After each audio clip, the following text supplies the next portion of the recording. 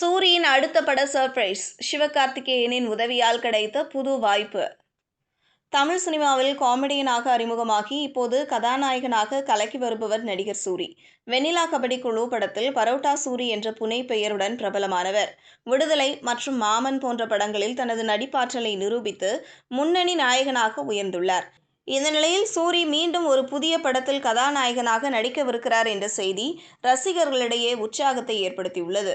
இன்று நேற்று நாளை படம் மற்றும் அயலான் படங்களால் புகழ்பெற்ற இயக்குனர் ரவிக்குமார் சூரியை வைத்து புதிய படத்தை இயக்கவிருக்கிறார்.